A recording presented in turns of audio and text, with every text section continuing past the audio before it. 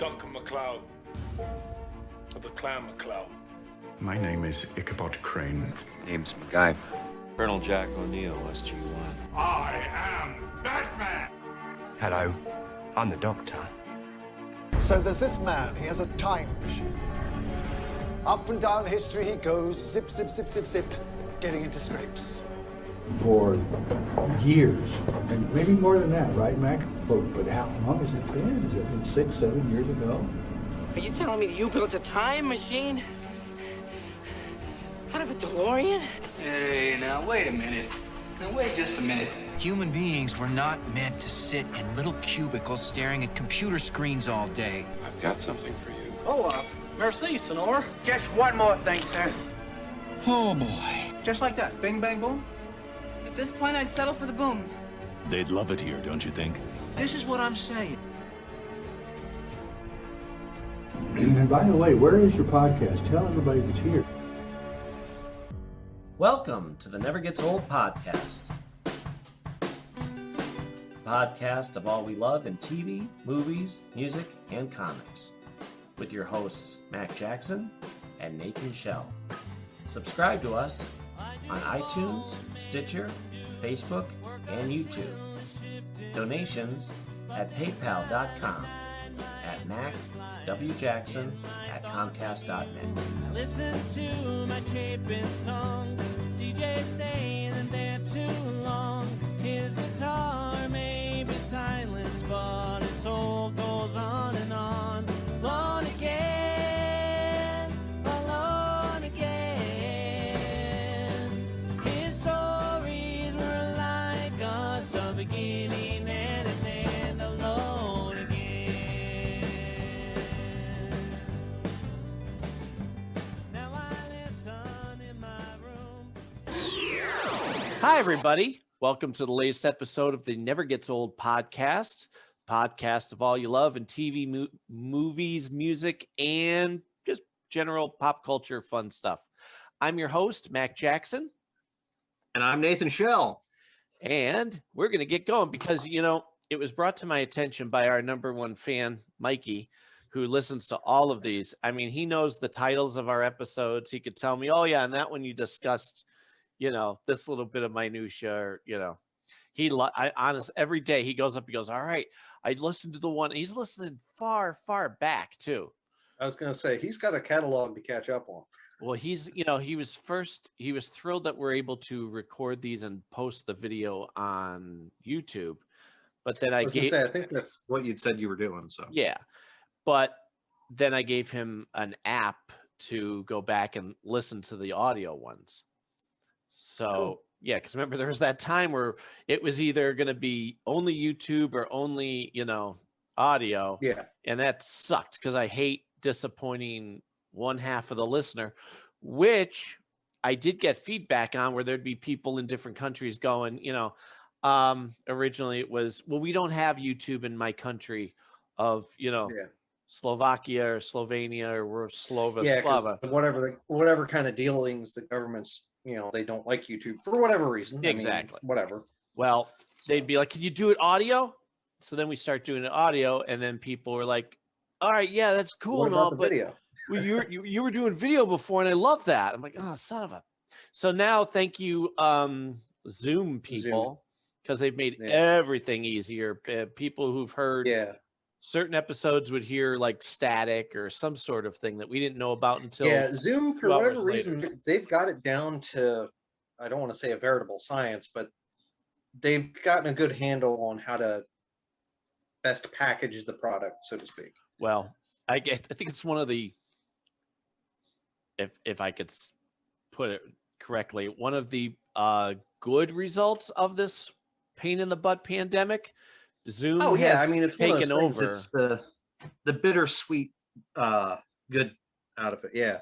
Like, I saw a meme earlier today that made me laugh. It was 4 stills of shots from, of all shows, the Jetsons. I think my glasses are a little smeared, but whatever. And it was a shot of George working from home, Janet doing some kind of exercise, then Elroy getting checked out by a doctor, and I forget what the fourth one was, but it's all 4 things that we have now been able to do at home, thanks to, you know, the necessity that grew from the pandemic. You know, we can now telecommute to work. We've got, you know, oh, I think it was online learning. I think it was another one with Elroy where he was like in class or whatever. So, you know, you've got the online learning, you've got the telecommuting for work, you've got online lessons for exercise. I've seen a lot of bodybuilders and things going that route so that they can still be there for their customers. And I've even seen doctors use it as a means to, okay, you're here for, you know, a checkup on, you know, how are these meds working for you? You know, the type of visits that don't necessarily need you to be at the doctor's office, but you need that face-to-face time. You know what I mean? The last time I had to do my, like every 6 months, the doctor wants me to get blood work, and because I had, oh, what the heck is it? Basically, a lot of iron in my blood. I can't think what it is off the top of my head. But anyway, ever since then, it's every 6 months. Now, I haven't had it, thank God, in the last 2 years or so. And I don't plan on it because I don't know. I'd love to say I've changed what I do, but I don't know how I got it to begin with. Long story short, though, when he called, he's like, all right, well, you're due for your checkup. Well, this is in the middle of the pandemic. And I'm like, yeah, I'm not doing that. I'll go get blood work at wherever. And I did. And that was a pain in the rear end, as you know. But they said, you know, I don't want to have to go sit in a doctor's office for a 5-minute visit where he goes, how you doing? Good? All right, see you in 6 months. So I just said, you know, I'm not doing that. Give me another option. They said, well, he can call you. I said, just do that.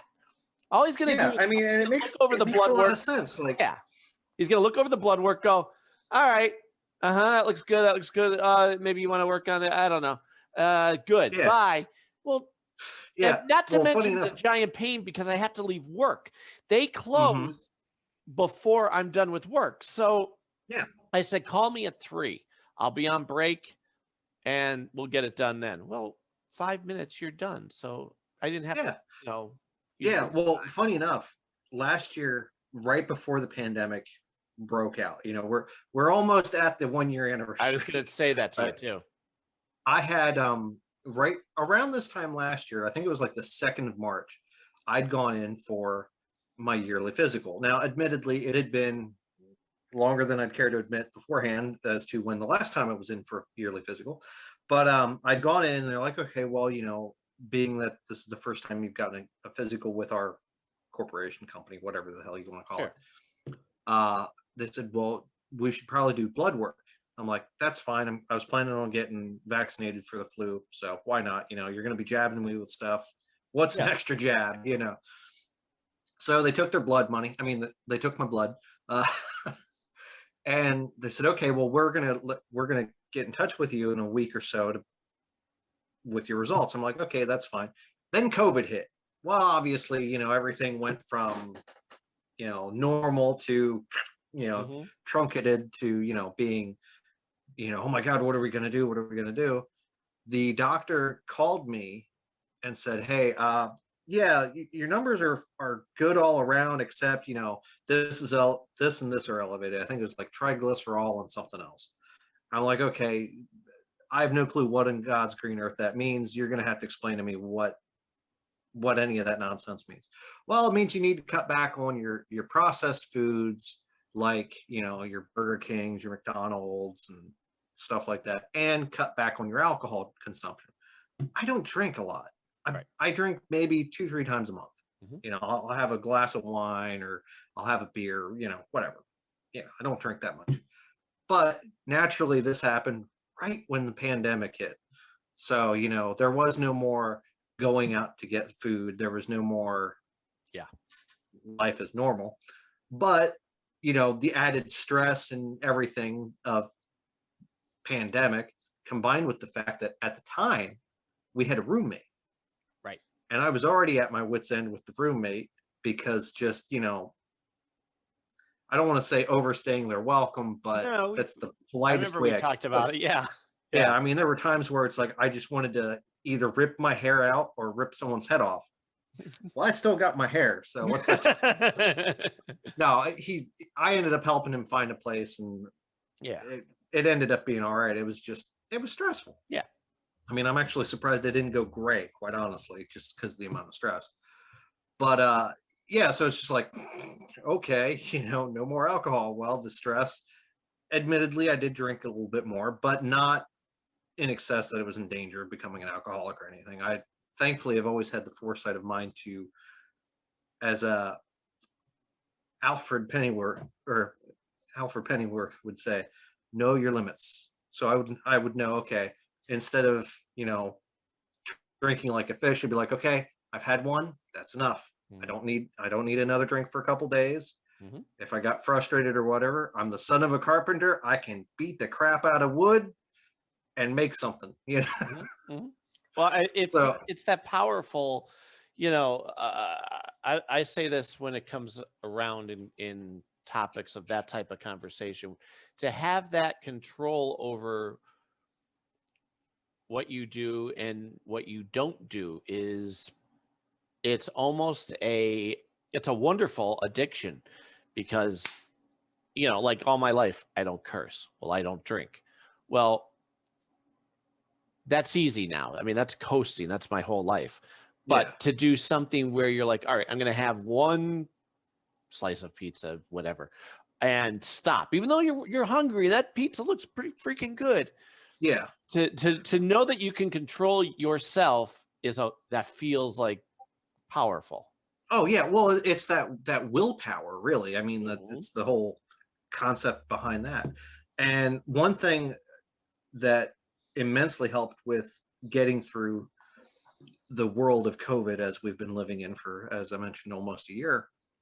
Last March, I'd been contacted by some friends. Hey, we want to do a weekly gaming session. I'm like, okay, you realize the world's in a pandemic and we really shouldn't be socializing like face to face, right? Oh, no. This is going to be through something called Discord. I'm like, okay, I'm suspicious. Well, here they wanted to do D&D through this Discord app. And I'm like, okay, that's kind of cool. Explain it to me like this is the first time I'm hearing of Discord. Because I'd heard about it, but I never really like dabbled with it or whatever. Basically, it's a fancy way of saying voice chat, text-based chat, like messaging back and forth, and like a message board type thing. Because you can do like different channels within the Discord and all that stuff. Weird, kind of fun, insane. But they're like, okay, well, how are we going to do the maps? Because, I remember playing D&D, around a table, and you got the little miniatures or little tokens or whatever. And you're like, okay, I'm going to fire a fireball at this SOB, or I'm going to cast this on this thing, And they're like, oh, well, there's a couple different apps we can use for that. And I'm like, okay, I'm hearing a lot of programs. Am I going to have to buy anything? Oh, no. This is all free. I'm like, said the magic word. Yeah, exactly. So for the last year, that has been something that has been fueling a lot of creativity. And for like the last 2 months, it has actually kind of evolved to the point where we would only get together Mondays from 7 o'clock to midnight and play. And we'd chat periodically throughout the rest of the week, seeing how everybody was doing and whatnot. But like over the last couple of months, I'd say probably since November, periodically during the week when we're in downtime, we've been playing scenes through the text chats. We designate, okay, this chat is where, myself and Jax are going to be doing a scene. This one, it's going to be, Jay and Celeb or whomever, and it's wild how something that was just done as a distraction for the world as it was has really kind of rekindled our love of a game that some of us haven't played in, well, admittedly, I think the last time I'd played D&D, I might have still been in high school. So going back a ways. But yeah, it's one of those things that because of that, it's helped in a coping mechanism. It's fostered creativity. And ironically, today, I was doing a scene with the DM, not messing, but like dropping some major knowledge about my character, because in this game, I'm playing a character that's a warlock, and they're usually always power hungry, sort of evil-ish leaning characters. But the way I've been playing this character is he's got amnesia, so he has no clue anything about his past aside from 3 years ago. He knows at one point he was dead. Oh, gotta turn the notifications off because that's gonna probably beep throughout the night. But you know, he knows he was dead. He knows virtually nothing of his past aside from the fact that he was dead. Somehow he ended up back on the material plane. And as a warlock, he doesn't know a lot of his capabilities because of that amnesia, because of something that went on, which is just my way of writing off anytime I do something that doesn't necessarily match the mold of being a warlock, because I've never played a warlock before. I'm usually always a fighter, maybe a rogue, you know, a more Batman-esque character, because I have a type. But so like, and it's funny because anytime like we're chatting on Mondays or chatting in the things, I'll do something that blatantly shows that he doesn't know. Like just recently I revealed that he didn't realize when he uses a spell, he can actually fire it 3 times instead of just the once. So like up until this point, I'm throwing a single spell doing a fairly decent amount of damage.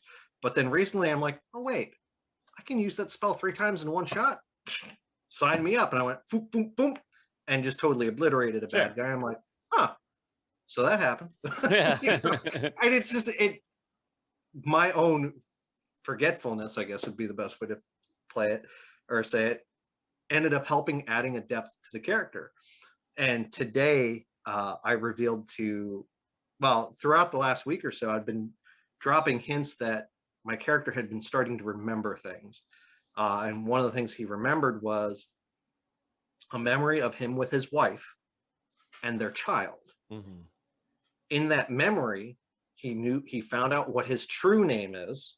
That's neat. He found out, what's that? That's neat. He found out who his wife is, and it's somebody that they had met previously. And he found out the name of their child, which ironically, one of the other party members has a tie to. So it's just that whole, ooh, I can't wait to drop these. So like that following week, I dropped the breadcrumbs to everybody, but I omitted who the spouse was and who the child was. Because my character is 40 years old-ish. However, because he was dead and on this infernal plane, he was basically in hell. Sure. He doesn't know how long he was there. This character that they had crossed paths with like sessions prior is an 80-year-old dragonborn. You know, they're both dragonborns, because I like the idea of playing this dragonborn character because they're always kind of just like very imposing physicality. You know, basically you take a dragon, you pull the wings off and their tail, and that's the species essentially, you know. And so this 80-year-old woman or 80-year-old dragonborn had crossed paths with them, and the introduction was she thought my character was her husband. Well, lo and behold, the DM and I had been in the background like, hey, wouldn't this be cool if something like this happened? You know, that's a really cool idea. So he he'd given it enough time that I might have forgotten about it, giving him the breadcrumb of teasing this plot thread. And then, you know, that night I messaged him and I'm like, are you doing what I think you're doing? He goes, yeah. He goes, unless you want to do something else with this. I said, no, I think this would be a good idea. And then down the line, we'll drop a couple more breadcrumbs type thing. And throughout this entire thing, he and I have been dropping breadcrumbs that even though he's currently a warlock, that might not necessarily be the truth, which would also explain why he doesn't act like a warlock. He doesn't act like that starved for power, wanting to just dominate everything and anyone. Like there's a couple times where he's chatted with his patron, the person that's given him this power, and I outright called my patron. Now this is a being that could probably just go and strip my character of power, just basically turn him into a slug or whatever. Right. And I had the audacity to look at her deadpan and go, aren't you a wanting strumpet? You know, just basically antagonizing her and not necessarily giving her what she wants. Mm-hmm. And it's like I said, it's one of those things that, thanks to the pandemic, I've rediscovered my enjoyment of a game. As I said, I haven't even gotten the chance to play for years. But so what, out of curiosity, what kind of things have you kind of rediscovered? Well, what I was gonna say was a couple thoughts. Just you mentioned the Jetsons. One of the things I always, when I think of the Jetsons, I think of how just for fun, because my mother will try and remember their names, and it's hilarious because instead of it being Judy, Jane, George, Elroy, and Astro, now I know it, she doesn't. So she'll go, he's got a son, his name is Chucky. No, that's not it. His wife, Louise. No. And she'll try it for her. She goes through the alphabet and she thinks she's going to find it that way. Well, and sometimes depending on what names you associate with what letters, exactly. Possible, but I laugh. I just sit there and laugh because she's trying so hard. But anyway, well, I mean, it's one of those things, you don't think of it long enough. You do kind of like get foggy on how the names go, how even like the melody goes, even on some cases. Mm-hmm. So I was thinking about, okay, we're almost going into year 2 of the pandemic. Mm-hmm. For those who are listening years from now, we're at the point where we have a vaccine and it's getting distributed, not as quick as everybody would like, but hey, suck it up. That's the way it goes. Yeah. I mean, the fact that we have vaccines available is impressive. And a president who cares and is actually doing everything that he can. Yeah. It's funny when when they sidestep the whole budgetary things, how quickly that can speed up the process. Right. Right. But anyway, my parents are, you have underlying conditions. Now, my father, who has constantly always denied anytime I talk about my, what do they call it? Exertion asthma. Okay. Which I don't know if you remember, but I'm fine. I don't need an inhaler. I don't have asthma unless I run really fast from here to the wall. Yeah. Like you taste blood. It's not fun. It's not what I would define as a good experience. Right. So I'm not, that's why I'm not a jogger. I would love to be a jogger, but because of that, I can't be. I can't go into my basement because it's moldy and musty, and that affects my breathing. If I go out to shovel, I'm eventually, I can't do it. It's the way genetically I'm made. My brother died from something of that when he was little, before I was born, at the age of 4. Well, my father always goes, "No, you're just not exercising enough." He thinks I'm lazy. Yeah. Well, like as though, I would try to avoid doing things. That's not who I am. But all of a sudden it's convenient for him to now, and he does it out of love. He cares. Oh, yeah. But he's like, you have some underlying conditions. You could probably get that shot. I said, well, I'll get my shot whenever it's my turn. I mean, let's give it to the old folks and the medical. Yeah, you have that sound of mind to acknowledge that there are people that are in more need than you. Exactly. So they stay on me. He's like, no, I'm looking it up here. Hey, you have high blood pressure because I have a fatty liver. That's just genetics. Yeah. Whatever. And you got that breathing. What do you got? Asthma? Oh, now you remember. I'm like, well, it's not asthma, but it's like a subdivision of it. Or whatever, it's like don't agitate it, and it's not a problem. Yeah. So, you should do that. You should see if you could get that shot. Well, then I go, oh yeah, maybe I will. I'll look into that. Next day, that night, my mother's like, hey, here's the number. Call, and you could talk to. All right. Well, I call a couple times. Again, this isn't my thought. This is just to make them happy, and I know that they care. And they worry about me, but I can't get through. It's automated, and then they go, all right, hold on. And then it sends you to this number, which is a dentist office. And it's ringing for 15 minutes. I'm like, okay. So long story short, I find another way to kind of sign up through Allied, which is our local. Because, by the way, I called my doctor, and the receptionist said, "Oh, just go to your pharmacy; they'll do it." Well, no pharmacy around here does it. They just don't. It's like New York, and it's like 4 places in Pennsylvania will do it. Yeah. None of them around here. So I said, okay, what is?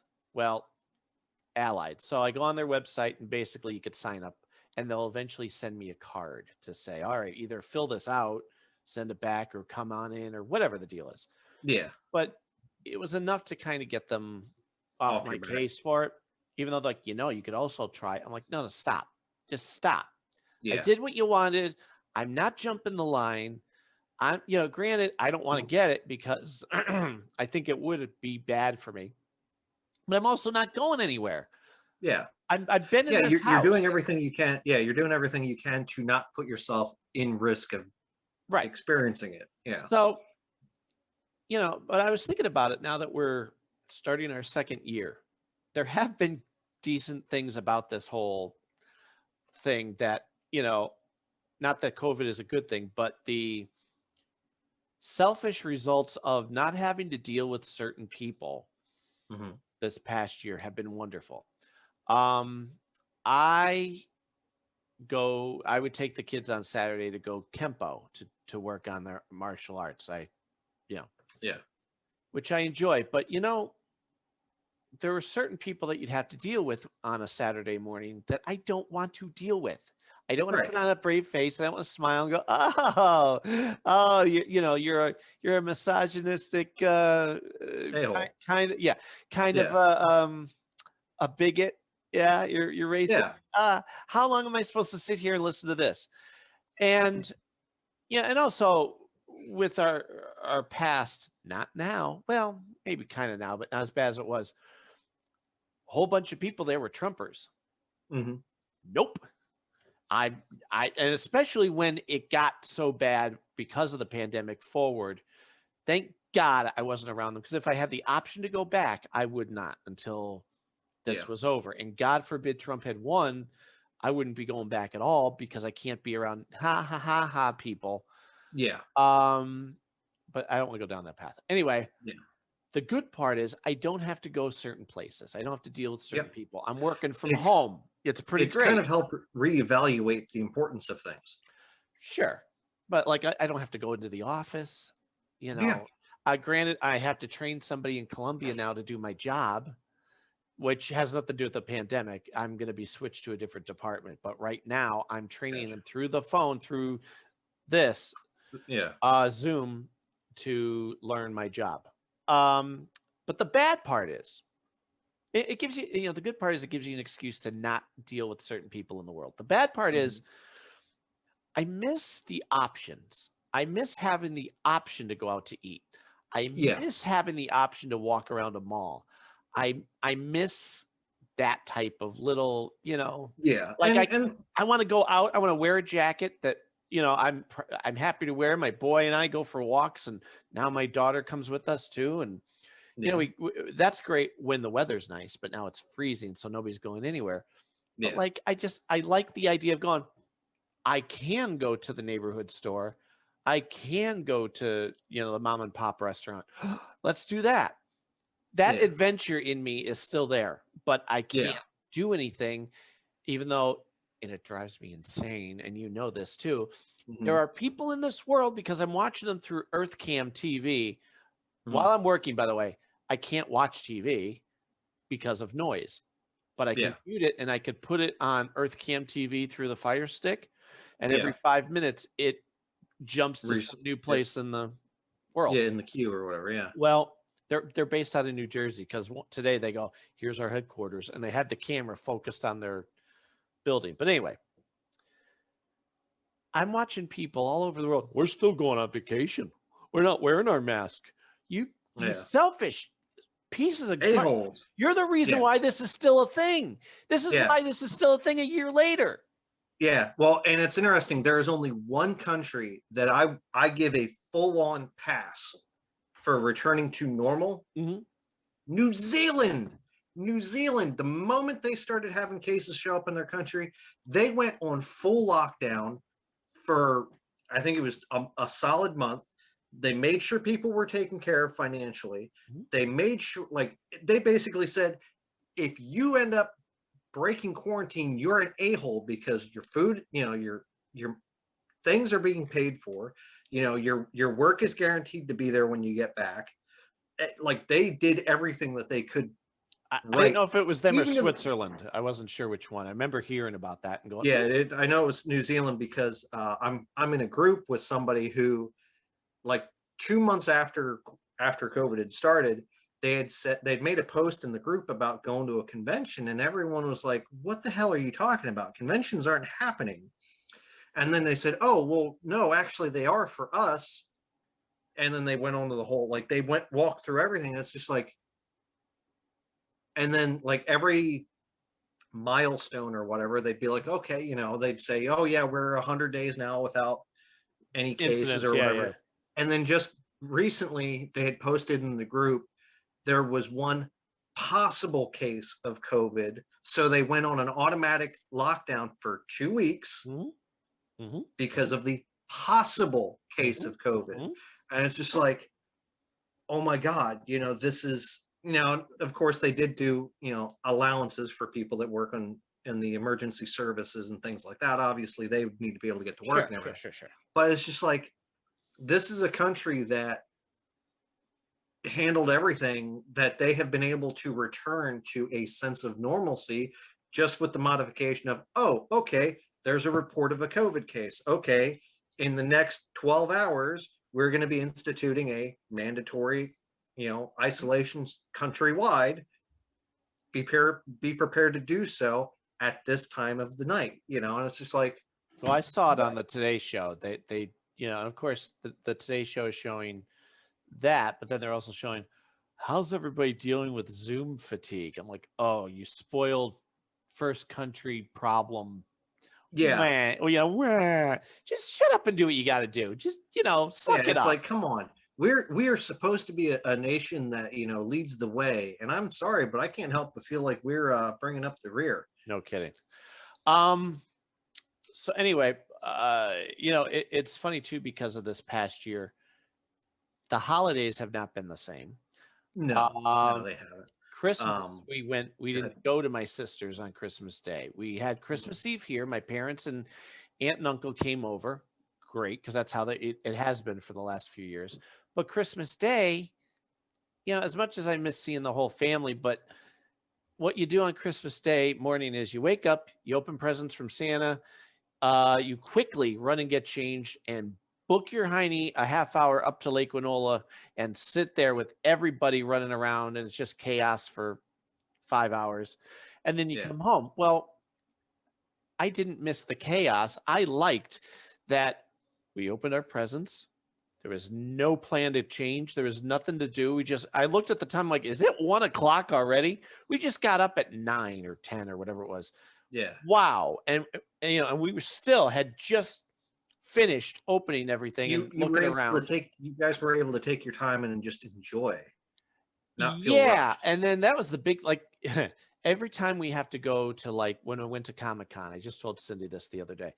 One of my favorite things about going to Comic-Con was not worrying about time or money. Like, she handled all of that. So I could just walk around and look up at the buildings and enjoy where I was. And, other than getting to a certain place at the convention or what have you. Yeah. When the convention day was over, you go, all right, where do we feel like eating? I don't know. Let's walk around. And that's what we ended up doing. That's a perfect vacation for me, is take away I said to the kids, thank God you guys don't ever want, that we can't go to Walt Disney World. We can't afford it, especially with the rates going up and up and up. But if it was one thing in the 90s when I went a couple times with my family, my parents, it wasn't my nickel. Yeah. If I go now, it's my nickel, which means every time I take a step, I'm looking and going, okay, there. Oh God, how much did that just cost me? Oh man, we just took a ride from here to, oh God.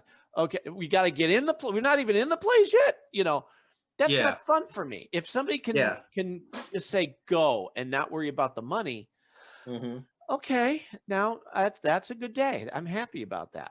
Yeah. You know, but it's it's funny too, because I said I'm gonna kind of miss certain aspects of this. I'm gonna dread going back into the building at work. I'm gonna hate that so much. Where you have to get up now even earlier. Now I have to get up at 5 to 6, shower, get ready, and drive. Yeah, well, and here's the thing: will companies even make employees come in physically to work? Because if you think about it, how much money our business is saving by not having that office space. Agreed. However, I'm pretty sure my company doesn't think like that. They're just like, get in. Oh, probably. But yeah, like that was our Christmas. You know, we all got good stuff, but then just to go, all right, same thing with New Year's. We had nowhere to be, nowhere to go. We just sat around, watched the Twilight Zone, and hung out. Yeah, it's not bad, but like I always worry that I'm gonna fall into and I haven't, thank God, thus this conversation. Where you're like, you know what? I don't really want to do a podcast today. I don't know. I kind of like laying around and doing a whole lot of nothing. Because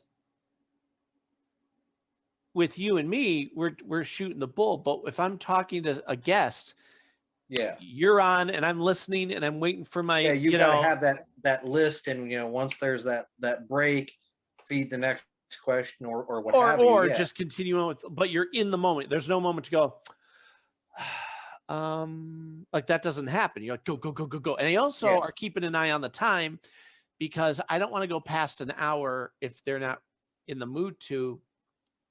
Luckily, they're all like, no, let's keep going. I'm like, oh, okay. 3 hours, which is fantastic. I'm thrilled. So, but there's the danger, I fear, of being so used to not doing anything that I don't want to become a slug on my chair. I kind of, same thing with the audio series or anything. Yeah, I'll do it when I want to do it. But I fear that, what if I don't, what if I want to do it, but I don't have the motivation to really get up and do it? Yeah, no, I get that. Yeah, and I thought that the last couple of days, and I thought, you know what? Because here's what happens. To have a guest on, I have to reach out and go, okay, now, because I've already talked to them before, but I'll put out the feelers and go, you ready? And if they say yes, that means we got to go. Yeah. And so I have to be prepared. It means you have a set amount of time that you have to go from asking to do it. Yeah. So I have to, what if I get myself in the mood? But beforehand, you're just like, do I want to ask? Do I want to bug that person? Do I want to? And then I thought today, I'm like, yeah, I do. And wait a minute. You know what? Mikey's been after me to talk to Nate for a while, and I don't think we've talked since before Christmas. That's not right. I think the last time we did was November before Christmas. It was because we were talking about how Biden won, thank God. Yeah, because I was going to say it was either right before Thanksgiving or right after. Yeah. So yeah, I'm like, no, I need to talk to my buddy, and then that'll satisfy that need. Yeah. Well, and it's funny, like when you texted me, I almost texted you and be like, you got to get out of my head, because I was thinking Mac and I probably should do a podcast here soon, because I knew we hadn't done one in a while. And inevitably, I'm like, okay, I don't have anything planned today aside from futzing around doing the RP in the D&D group. And then naturally I get off the phone, or I get done texting you, and I get a phone call from my mom. It's like, so today, like my mom and dad, they know I'm not a fan of going out to restaurants or anything right now, just because I was going to say, yeah. It's that level of comfort, it's one thing to go to a restaurant, get takeout and bring it home. That I'm fine with, but my mom and dad had been like, hey, do you want to ride with us to the Weaver Nut Hut, which is a place up the road from us that sells nuts, all kinds of sweets, and the place is an immense warehouse and everything, but they've got like chocolate, fudge, you name a type of candy they've got. Sure. So I'm like, yeah, I probably could go with you, because a lot of times what I'll do is I'll get snacks there, and they have them in like those little Mylar bags or whatever, or the little plastic containers, and I take them out of there, dump them in a Ziploc, and I take 2 or 3 out every now and then when I need a little treat, you know. So the last time we'd gone, probably it was around the time that we did our podcast last, I think, maybe a little bit after. And I'm like, yeah, sure, you know, I'll go with. And we're there, and the place was packed, but people were being courteous of giving everybody space. Everybody was wearing a mask because they had signs posted, you need a mask to come in. So we're in there, and Mom's like, I hate to do this, but I really need to use the restroom, and I've got to eat in the next half hour. And I'm like, okay, what are you saying? Well, I know you're not crazy about going to a restaurant and sit down. Are you okay? I'm like, Mom, look, if you need to eat, it's fine. You know, we'll just sit away from people. You know, we'll be smart. That's my biggest thing. Just be smart, you know. She's like, okay. And my mom got both of her vaccinations for my parents just got their second one too. Yeah, because of her age and what she does. Now, granted, she works from home, but because she's still in the medical field, she's still qualified. And my dad had gotten his first shot at the beginning of the week. So I think he said he's got to go back on the 21st for the second shot, or the 12th, or anyway, he's getting his second one. But so we go in and we place our order, we go sit down, and yeah, the place was, you know, it's a little like a mom and pop type pizzeria. Guy came over, he had the mask on when he was out from behind the booth, because they had plexiglass set up around where they prep the food and everything. So they didn't have masks while they were there, but you know, they had hand sanitizer areas back there so they could, you know, if they were handling money or cards or whatever. And you know, when the guy came out, he obviously put a mask on and everything. So it's just like, okay, they've got their own little quarantine zone there that they, you know, were smart with and everything. Yeah. And it's just people being courteous and taking that extra step of precaution. Yeah. You know, but I was just impressed that they managed to make my food right, because you know me with my burgers, it's got to be a burger and bun, nothing else. Oh, and, really? Yeah, I do not like tomatoes, lettuce, mayo, none of that. You and my dad would get along great. What's that? You and my dad would get along great. He, you know, I don't know if it's the fact that everything upsets his stomach now, or he conditioned himself through the years where now it doesn't matter. Anything with flavor is going to upset him. So he'll go to McDonald's. Oh, so, I want a burger and a bun. Flavor. I know you do. I know, but I'm saying him. With it's just comical because I judge places by how many times I have to send a burger back. And the guide said, okay, well, here's your cheeseburger with no cheese. And I promptly opened that thing up, lifted the bun, lifted the burger. I'm like, perfect. And he just started laughing. And Dad goes, no, you don't understand. I said, and then I chimed in and I said, I cannot count how many times I've ordered a plain hamburger at restaurants and they've come back no cheese, but they've got mayo, tomato, lettuce, all this other stuff. And he just kind of looked at me funny. He goes, you said a burger and a bun, so it's what you got. I'm like, and it's perfect. Thank you so much. He goes, no problem. You know, it's just funny because in his mind, he's like, okay, he just wants a burger and a bun, piece of cake, no problem. You know, but it's just comical because there have been some places where you say plain hamburger and you get cheese on it. It's like, that's a cheeseburger, right? Not a hamburger.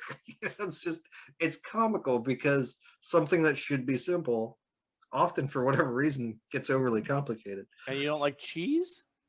I don't mind cheese, but a lot of times it's the cheese that a lot of these places put on things that I don't care for. Sure. Like I love grilled cheese sandwiches. Sure. I just don't like hamburgers with cheese on them, you know. But the messed up thing is I love, now this is going to blow your brain. I love Hamburger Helper lasagna, which has got cheese in it. No, I get it.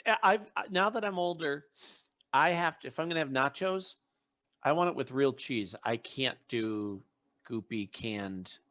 Yeah, and that's garbage. Just what it is, you know, like I'm not afraid of flavor. There are some things that I've eaten that people look at me like I'm crazy because people have seen me eat the plain hamburger or, you know, this or that. but then I'll sit there and I'll eat chili, or I'll have Jimmy Dean used to do these. I don't know if they still have them anymore, but it was like a bowl with like chopped up sausage, peppers, onions, all kinds of stuff mixed in. Young me would look at it and be like, that's disgusting. Me that's actually learned that there are some things that are good, looks at it and it's like, I love it. It's got flavor, you know, it's got just enough of the heat to it because of the peppers and stuff in it, that it's just great, you know. Okay. So we got to talk about movies and TV and music and all, but before we do, there's two stories I've been dying to tell you. One, and dear listeners, this is hopefully entertaining for you because it's been going on in my mind. You know, when for those who are on the Twitter, you know, when people ask for podcast recommendations, I've heard people do that. Yes. Well, when they do, they're asking for recommendation. Call me crazy, but they're asking you to go, sure, why not listen to? Yeah. Well, obviously, with 2 podcasts and an audio series, I'm raring to go. You ask for it. Here you go. And by the way, here's the link to the hub, the Forever Adventure Network. Dive in. And I always say, you know, enjoy all 3 shows and more. Yeah. Because it's more than that. Fine. And I'll post, they allow you to post 4 pictures. So I will, at random, pick 4 different pictures to represent each podcast or each product. More or less.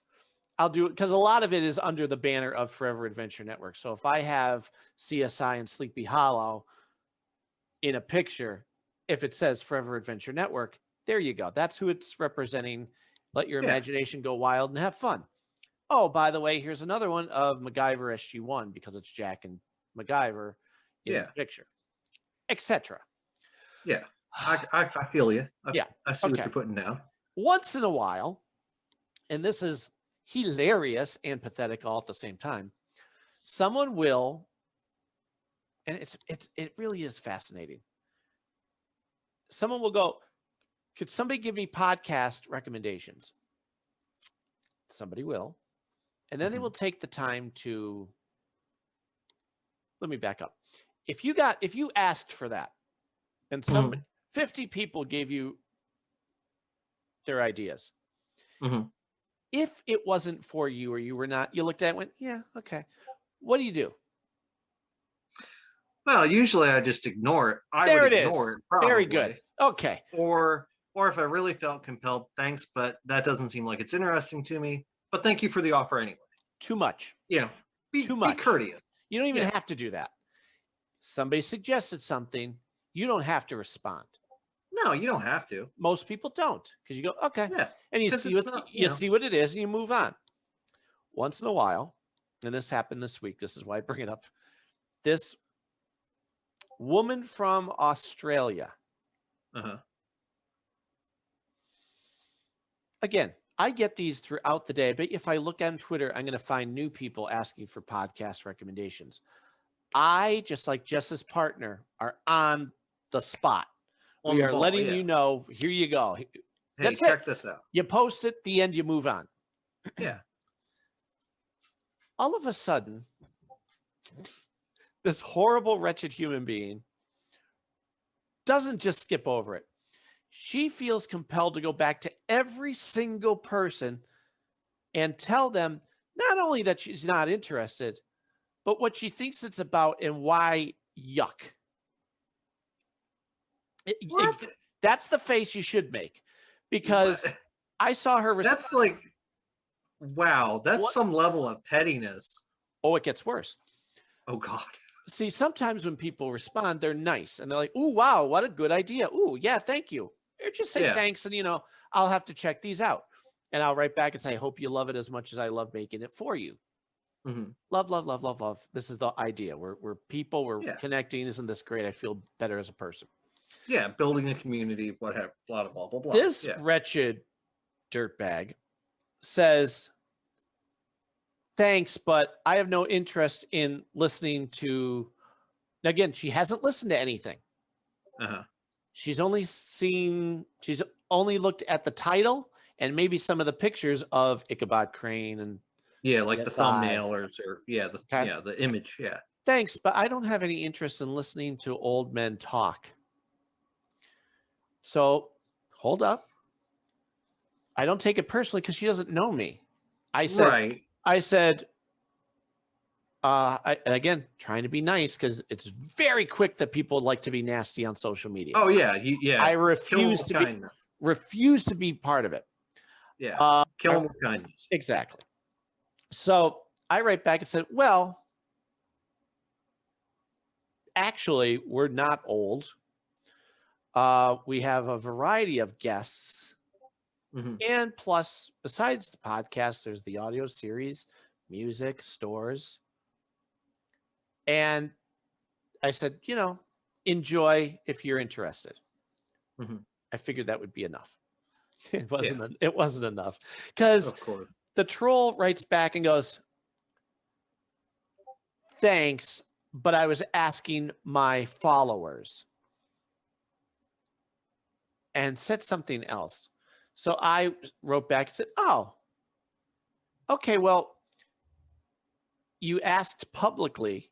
So, I said, just as a heads up, again, trying to be helpful, not be nasty. Just as a heads up, when you ask for podcasts, you are going to get podcasts. You're going to get some bots. There are bots that will do that, I guess. But you're also going to get very nice people that are just trying to help. I hope you find something you enjoy. Big smiley face. Yeah, just trying to leave it kindness. Yeah. Again, didn't have to right from the beginning, but I was twice. Yeah. So I'm thinking, is she just picking on me? And I went back and looked at my posts and went, there's nothing here to say that it's old men talking. Okay. So I went back and looked at she asked the question. I looked at she responded to everyone. And a lot of it was men, like somebody was like, oh, check us out. We're a funny podcast, blah, blah, blah, blah. Yeah. Men aren't funny. Wow. Men aren't fun. So she's a man hater. And then another comment was, I don't ever want to hear a man's voice again. To which my thought was, I don't think that's going to be a problem. She sounds like the type of person that is just going to be only happy stewing in her own animosity. Then she's posting, I can't believe all these whiny babies complaining that I'm bad-mouthing their podcast. I didn't ask for your recommendations. Actually, people are like, yes, you did. Yes, you did. Yeah. And yes, you did. Well, I show Cindy because it's like, this is a human being that is actually full of hate and venom. Going out these things, yeah, and saying them nasty. You say, hi, could you give me something? Well, now I'm going to stomp on you. Like, lady, get off the internet. So yeah, like that's clearly not a place that she wants to be, I guess. Right. So Cindy wrote back. I showed Cindy. Just as a ha ha ha, isn't this funny? She goes, what's her handle? I said, oh, okay. Don't mention me. Cindy is like Jess. If you're in the mood to fight, go ahead, but don't say you're doing it on my behalf because I was nice and everything. She just writes back and says, you asked on social media publicly and got what you asked for. Make your account private if you don't want to be bothered. Yeah. So she blocked me. She blocked everybody. She blocked me. Of course. Blocked. Yeah. And somebody else had written back to her, to Cindy, and said, thank you.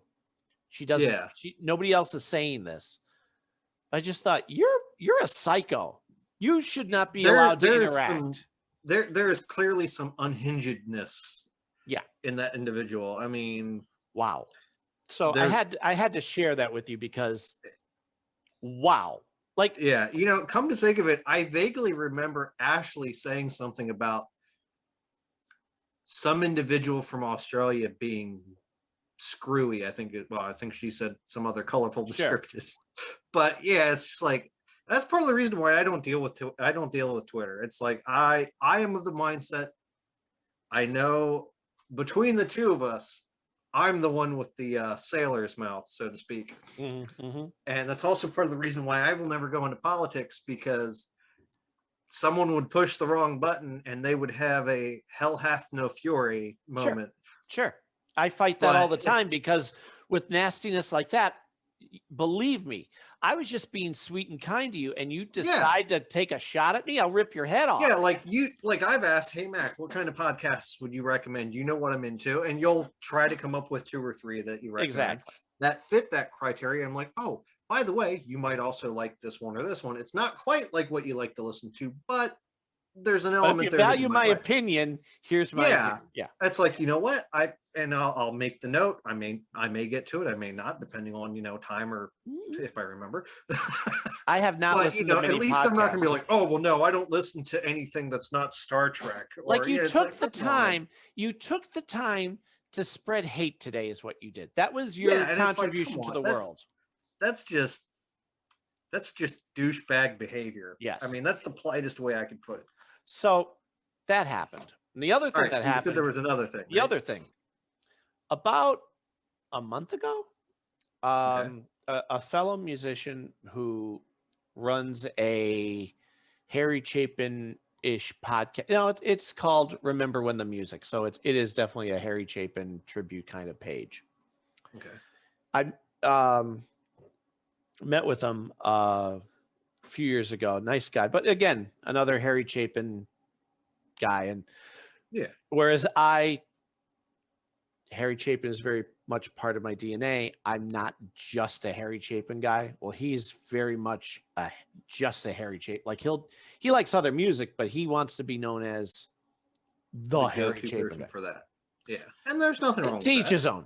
I always say I'd rather be known as a first class me and have contributions of all that in there. Yeah. I don't want to be, I can't be as limited with it. Yeah.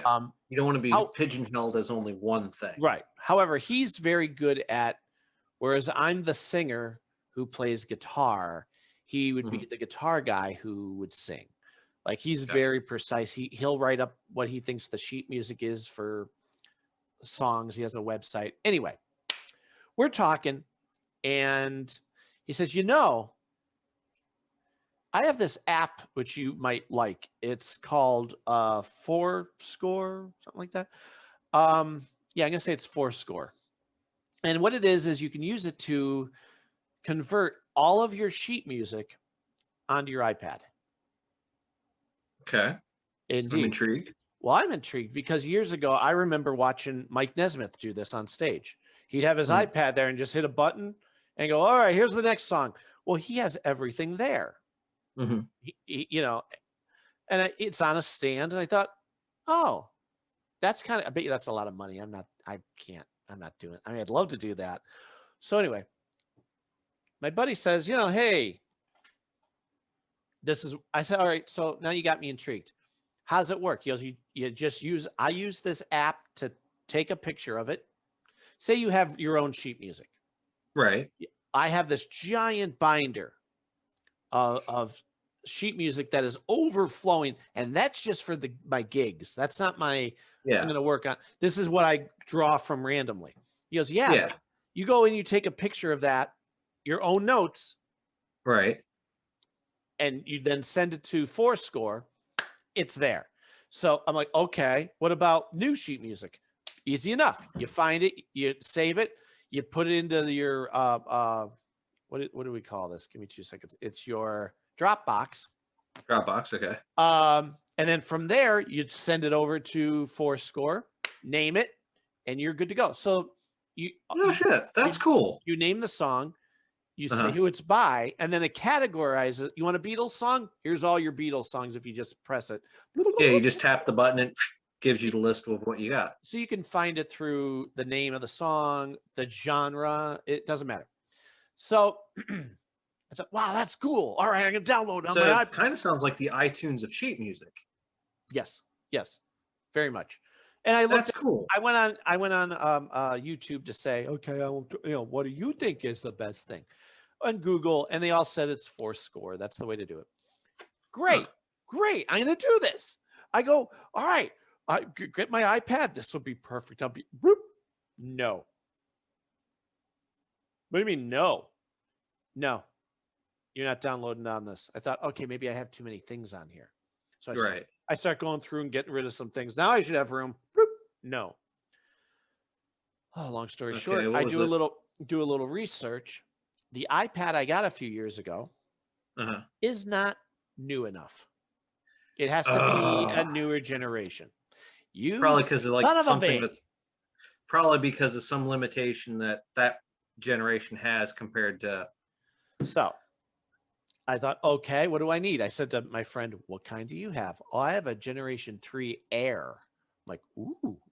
All right. Okay. So I start looking over. See, it's $500 to get a new iPad. To get a new iPad. And that's not even the newest one. Right. So I'm like, you son of a b. And now now it's bugging me. Now I'm like, you know what? I'm a working musician. I kind of need this. This would save me a whole lot of space. I don't have any more room in that binder. And now, okay, so we saved our money and I got the iPad. Good. So the last month I had to take pictures just of the binder. Oh yeah, it's not I'll do this in 5 minutes. Not when you have a binder that's like as thick as a child's head. 2 nights I did it. And I finished it. You did it over 2 nights? Yeah. Nice. And then I went into the other binders that I had, did that too. So now I'm at the point where if I go, I wonder if I could. I think that's a song I don't have yet, but I've always kind of wanted to do. Boop, boop, boop, boop. Go on to Ultimate Guitar or whatever, copy it quickly, paste it, name it. Now if it's wrong, good. I just delete it and find a different version. Or you are able to write in it. You can go, what you have there. You can actually compose your. Holy crap! Dude, that's awesome. I'm gonna wipe that out because they have an A minor. It's not. It's a C. So I wipe that out, and they can either type it, or you can get the pen and go C and do the little. Yeah, that's cool. It's fantastic. That's really freaking neat. Here's the thing. So this is back on. Boy, it's actually an exact month ago. I had to order, of course, the cover, the screen saver protector, and a pen. The eye pen. Because you can't use a pen like this. Right. Yeah.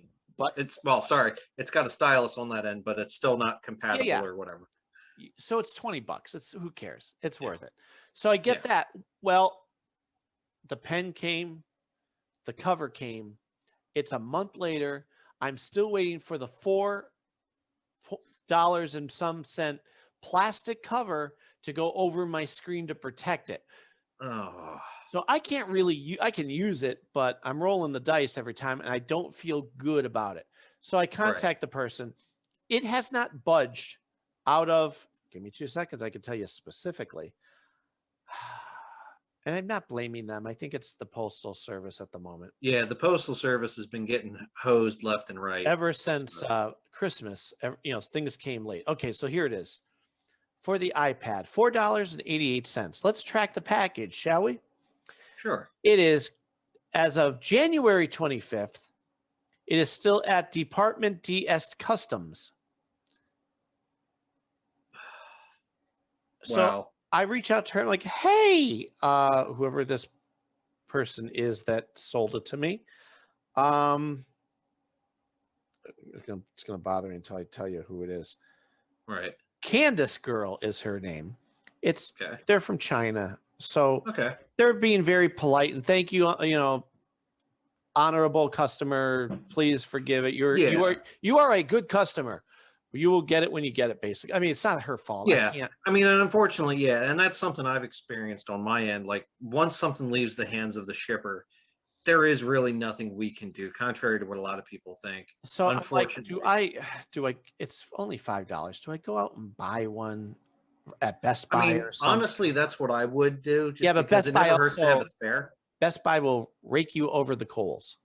Best you Buy try for something that's Amazon. $3 will, yeah, that's true. Amazon might be the way to Try go. Amazon, because Jess and I, when we get our cell phone covers, or not covers, but the tempered glass or whatever, Yep. she gets them off of Amazon, and it's not super expensive. No, I know. And depending on which one you get, there might actually be 2 protective covers in there just in case something were to happen. Which is nice. But anyway, so now I got that. However, Mm-hmm. then I was also, you're going to love this. First of all, they have an app called Procreate Okay. for art. Yes, a friend of mine uses it for sketches of different superheroes and stuff. You can do everything. You can paint, you can sketch. Mhm. I thought, you know what, for the $10 or 20 Yeah, it's bucks not it is to super do expensive. it. No, and you have it forever. So I downloaded it. And I got it because I'm an artist, and I'm thinking, boy, wait a minute, if I can maybe do more Never Gets Old comic strips now. And and I'm having ideas. I'll get more on that when the freaking cover comes. Yeah. That way you have that added layer of protection. So you'll appreciate this. This is so super sweet. Talking with Gary Chalk. You know Gary Chalk. I'm familiar with him, yes. He's been on the MacGyver podcast. He's good people. He also loves my music. So the other night, this is back, I don't even know if I got it might have been a month ago. I didn't get the iPad yet. I asked him, I said, hey, what do you use for your sheet music? Do you use an iPad? He goes, yeah, I do. And he starts telling me, he goes, why? What are you looking for? Well, all of a sudden, now this is 9:30 at night. Okay. My time. My phone rings. It's a video chat. Gary Chalk it wants to chat with me. He's in Vancouver filming a movie. Oh God. He's sitting in his hotel room. He's like, here. Hey, Mac. I'm like, oh, hey, buddy. He's like, here, let me show you what I got. All righty. And he's like a little kid. He's like, here, look at. He's holding up his iPad. See, you do this and pick a song. Pick any song. All right, let's see if we can find it. There it is. You want it in a different key? There it is. And, and he's really enthusiastic. He goes, watch. Next thing you know, he picks up his guitar. He's left-handed. Right. So we start playing guitar together. He's playing. What about this one? I'm like, all right, pal, hang on. I go get my guitar. He's like, do you know this one? And he starts playing a wagon wheel. So I'm like, do I know it? Let me show you how it really goes. So now we're trading songs. He's teaching me how to do Blackbird by the Beatles. Okay. So that's just 2 fingers. I'm like, yeah. On your plucking hand, it's 2 fingers. Up here, it's weird chords that I have to learn. But we spent 3 hours. I saw that when the video call was over, it said it was 2 hours and 58 minutes. I'm like, okay. And the only reason he stopped was because his wife called. He's like, ooh, dude, I got to go. I'm like, okay. This was fun. I said, yeah, we'll do it again. And it's just, I know that's fantastic. It's 9:30 at night, but what am I going to? Sorry, Gary, I'm tired. Yeah. I just thought that is sweet. I love it. And of course, the next day, Mikey's like, who were you talking to last night? I said, see that guy on the TV? Yeah, him. Yeah. What? Because he thought it was one of our music. Yeah. It was a music friend. Yeah, but I mean local. He thought it was like, oh, the guy I see at Duffy's. No, that's Gary Chalk. That's the guy who we just watched in that Christmas movie. That's funny. So funny. That's great. Yeah. Sweet guy. So, but I tell you, like I said, he was such a little kid. He's so excited to show me his toy. Yeah. And I get that. So I'm like, yeah, I have to get it now. It's knowing people that are like-minded and enjoy the same things. Yeah. So, moving on. WandaVision. We have one more episode to go. Yeah, and spoilers, by the way. We try not to ruin things for people, but we're telling you now, we need to have a conversation. So yeah, because inevitably there's going to be something that we could potentially spoil you on. So we're going to give you a 5 count. 1, 2, 3, 4, 5. Good enough. All right. Yeah. it's like one of the things that I remember seeing a number of people kind of, I don't want to say gripe or bitch about, but people were saying, "Oh, the first 2 episodes are so slow." First 3. And I'm sitting here thinking, "No, you just forgot what it's like to watch TV." That's what I heard. You don't get the entire thing right off the bat. Right. Like I loved like that first episode. I'm like, "That's Dick Van Dyke. That's this. That's like." I was picking things out right away. Like, and I love that they had been giving us just enough answer to not fully answer questions, but to give us an idea of thousands of different things it could be, you know. Like that first episode, them ending it, and you see somebody sitting there watching TV, and you see somebody that you think maybe it could be a woman's hand, but you're not 100% certain because it was so quick, you know. And then like the next episode, something else happens, and you hear a man's voice through a radio that you can't quite place, but you know you've heard it before, you know, just these little things. And then I think it was what, the 4th episode, we see what's going on outside of the bubble. 4th was the payoff, because for me, I started watching it. I wanted to watch it before I made family watch it, because those first 3 episodes, granted, I can be patient, but not a lot is going on. And by the 3rd episode, I'm like, enough of the sitcom-y stuff. It's hard to get through because we're not getting our answers. Like you said, we get one little tease per episode. Yeah. And then by the 4th one, I went, oh, okay, everything paid off right now. The moment you see what's, like you said, what's going on in the real world and who they're bringing in from the Thor movie and every, you know, and Ant-Man. From Thor, Ant-Man. I ran downstairs and said, guys, we're watching this tonight. So I waited for everybody to be in the room. We started with the first episode, 2nd, 3rd. I said, okay. They're like, yeah, it's good. I'm like, no, wait. Now, boom. And it's gotten to where now we're on the 2nd to last episode. Fridays are now WandaVision days. Mikey counts down the days and then the hours. And the moment that Cindy walks in the door, we're not eating anything.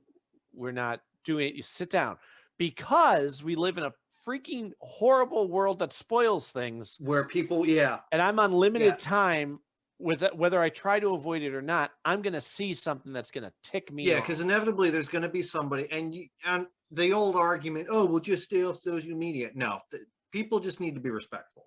Exactly. Why do I have to change my life because people want to be ignorant a-holes? Yeah, like us giving the five count for, you know, okay, if people hadn't seen the episode by the time they listen to our podcast, that's an easy, okay, I'm going to pause it. I'm going to go watch the episode. Yeah. Or, you know, whatever. But it's just, but yeah, I love the fact that I have heard countless fan theories, some of which have been pretty close and pretty accurate, but I try to avoid it. I try to avoid any of that, because you're right. If they're right, now you ruined it. If you're wrong, yes and no. It depends on how. Like a lot of the fan theories I've been hearing is, I think this person could be this person because of this. Right. You know, stuff like that. I don't count as spoiler. You know. Well, not spoiler, but I want to just enjoy the ride. I want to look at it through fresh eyes and not be too much in my head, because if you do that, now I'm thinking too much and now I miss the then joy. You could potentially you could not end up enjoying it too. Yeah. No, I get that. I completely get that. You know, plus if they're wrong, I'm going to go, oh, their idea was actually better than what they, you know, I don't want that to happen either. Yeah. And that's what I mean. And that could end up leading to some disappointments. But yeah, like I got to say, I have been thoroughly enjoying WandaVision. Definitely with what they did with this episode, we got backstory on what happened. And I loved that they kind of were like, here's what's going to happen, but then what you expected to happen based off of knowledge that was revealed previously, you realize, oh, I see what this a-hole did. They're misrepresenting this information to push their narrative. Yep. This is what caused, and like when she's standing there with that paper. Okay, what was that? Explain that. That was the blueprints for the house. Right. That was a house that Vision was getting made for the two of them before everything went down. Okay. With Infinity War. Sure, Remember, in Infinity War, they were on the run. Yep. He had apparently contracted somebody to build them a home in that town, but because of the blip and everything, it never got completed. That's cool. Okay. And it was that hurt, that heartache, that pain that caused her to bend reality. What about episode 4 starts off with watching everybody come back. Yeah, I love that we got Holy to see crap. that. I love that we got to see that, and we got to see more or less confirmation of things that some people were worried about, like what happened if they were in an airplane that was jetting across the water. And we kind of got the impression that they did appear where they dusted, which really is horrifying when you think about it. Where did you get that from? Where did you get that from? There was something that it was on in one of the rooms. It was brief. There was a audio from a news report where people are appearing somewhere. I forget where it was said, but it was one of those, unless you're like really listening for it. Like, I've gotten to the point where when Jess and I are watching the show, I'm sitting here, like, I'm sitting on the edge of my seat. Yeah. Just hyper focused on everything. Yep. And it was one of those faint in the background, but I'm 99% certain I heard it, unless I'm hearing things, which is hopefully not possible, but I'll admit if I'm wrong. How about the fact that it's her? Yeah, and to find out what happened to her mom. Yeah, it's heartbreaking of what we missed, or what she missed.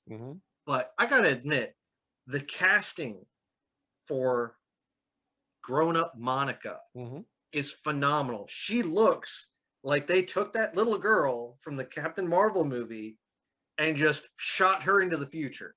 Yep. Like, that's even down to like the facial expressions that she makes. Yeah, perfect casting job, perfect acting. I love it. I'm here for it. But it's wild. It's absolutely wild. I love it, love it, love it. Yeah. And I like the fact that you've got Jimmy fawning over Captain Marvel, and you see her in the foreground, and it's subtle. Like, he's going on about, how she's powerful and everything.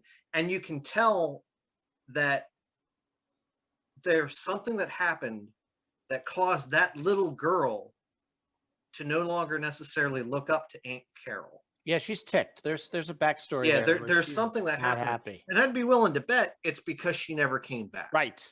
Exactly. She went away and didn't come back. Like, yeah. What the? And and that's a completely natural reaction to have happen. You abandoned it brings the very human nature to these characters. Yeah. But I love that they're having worlds combined like they should. Yep. Everybody's already rooting for a show with Jimmy Woo and Darcy. Yeah. I love watching the two of them banter. And I gotta admit, I will freely admit this, even to my wife. I have a crush on Kat Dennings. Because there's something adorable with a lot of the characters that she's played. Right. There's just something. Yeah. And following her on social media, you can kind of see that a little bit of that has been drawn from her. Oh yeah. Yeah. But yeah, and Jimmy, I noticed this in the 4th episode when he drew his card. Yeah. It was the same way Scott Lang had. Yep. And I'm like, that is a beautiful callback to something that wasn't even really, not even something relevant to the story or anything, but it's that subtle callback. I love it. I love it. So, I don't know how they're going to wrap this up in one episode. I don't know. I have a funny feeling they're going to wrap it up enough that the WandaVision story has more or less kind of been closed, but the fallout will fall into. It's a Brian Bendis thing, which I love. Yeah. Brian Bendis will, from the moment he took over the Avengers, with wiped out that team, created new Avengers. But then anytime he'd have an epic story, well, not just story, like a summer event or whatever whatever. That didn't necessarily come to a stop. It came to some conclusion, but now that led to another event. Yeah. Like I've been hearing a lot of people, and this has mostly just been speculation. People are saying, okay, we're going to see spillage over from this in probably Doctor Strange, Multiverse of Madness, possibly Spider-Man.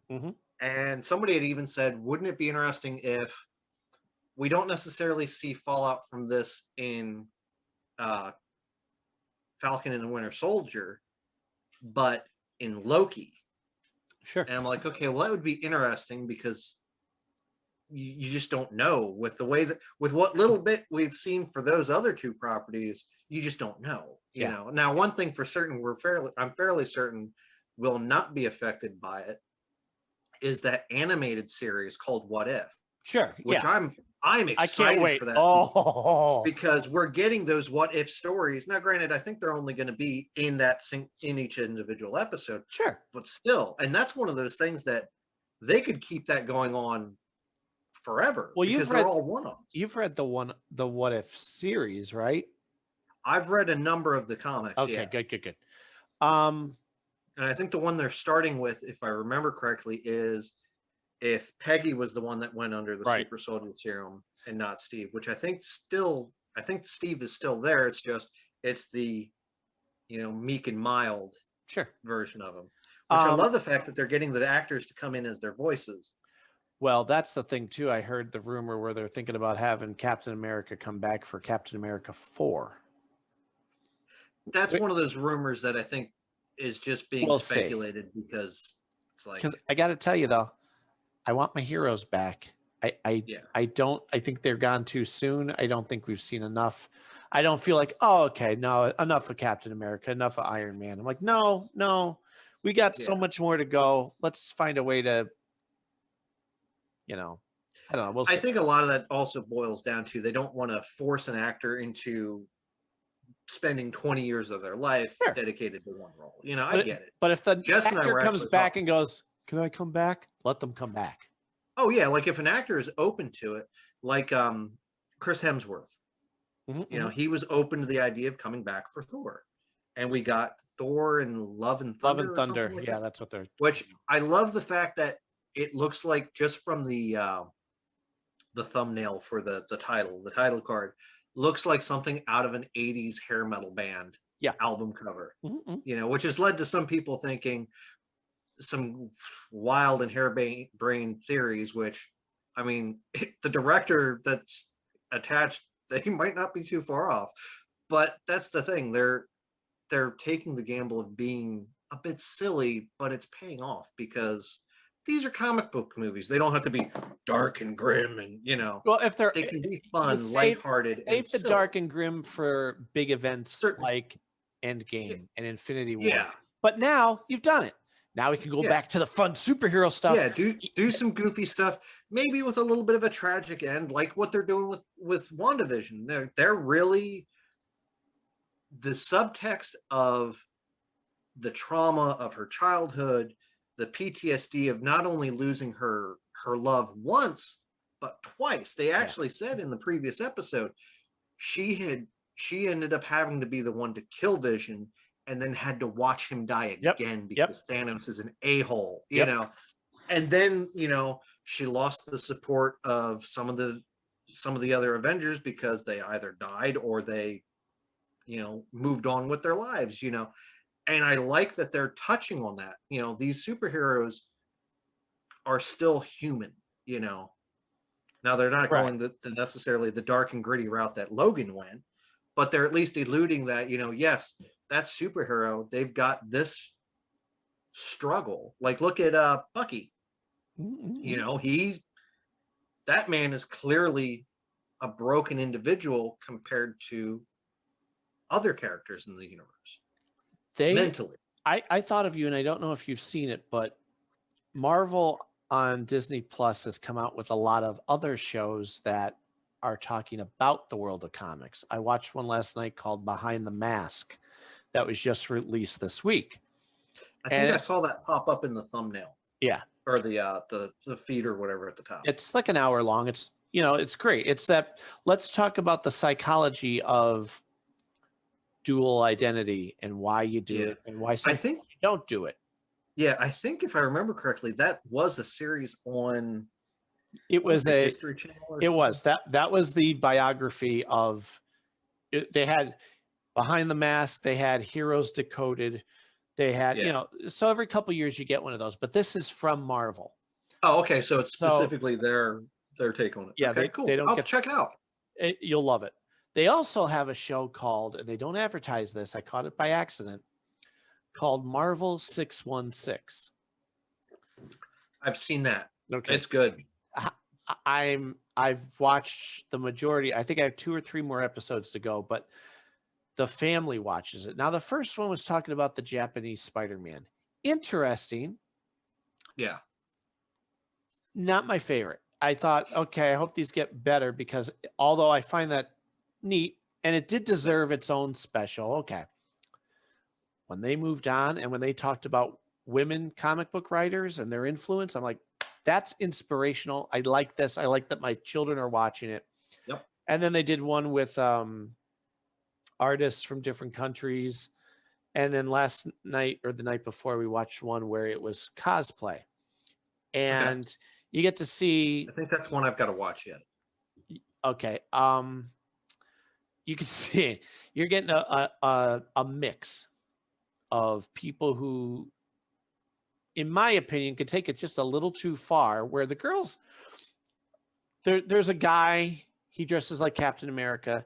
He had his wife dress up like Peggy Carter. She'd never done it before. So, and they have kids, and it was like a family thing, and they went to Comic-Con. And then you have the girl who's got ADHD, and she is awkward socially, but when she puts on the outfit and she goes to Comic-Con, she's around people and she becomes a completely different person. She's all into it. So it talks about the psychology of how it's helpful. Then they show one, and I thought, you know, you're a little too into this to where it's not fun anymore. She's a pretty girl who has a friend who follows her and is her, he calls himself her handler. So she dresses up like, say, the female Black Panther. Okay. He's following behind her with his bag, with his hot glue gun, in case a bead pops off, or like it. I'm all about there are some people that are a bit excessive with it. And this was one of, and she, like I said, she was not a diva. She was not arrogant. She was a very sweet girl. But I thought, if you're allowing this guy to be your grovel behind you guy, something has to change. Like, that didn't seem. Yeah, that does seem a bit weird. Like, I understand the concept of, or the need for a handler, because there are some costumes and things that are just cumbersome or don't give you the ability to, you know, necessarily carry a bag or just whatever. You know, I get the need for that. Like a lot of the furries that people, you know, even like there's a guy that did a Thanos to scale of, you know, the mountain that is Thanos. That guy obviously is not going to be able to carry his own bag. You know, so there are some that it makes sense to have a handler, but yeah, that seems like a very peculiar way to go about this guy. It wasn't a once in a while thing either, because if it were for this one special project, I need my for this one costume. He's like, no, this is what I do. I think she's fabulous. I'm just going to follow her and do anything she tells me to do. I'm like, boy, dude.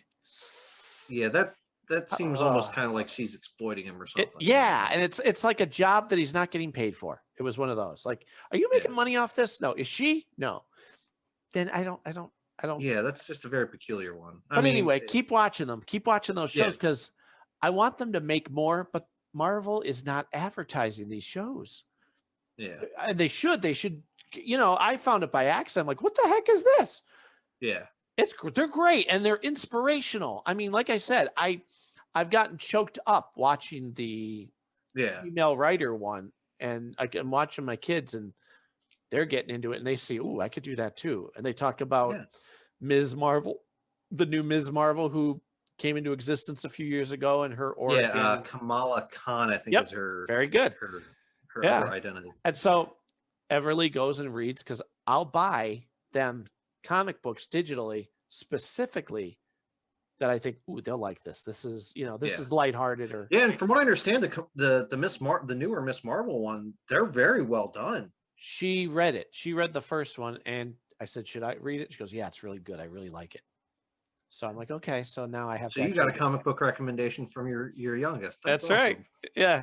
That's cool. And Mikey's Mikey's starting to write his own. He's going to try and write his own comic book because he's gotten into The Walking Dead. We're about to start for him season 4. Okay. So he knows who the governor is. He can't wait for Negan. And he's like, you know what? When I'm at school, I'm thinking about what would happen if there was a zombie. So now he's actually writing it.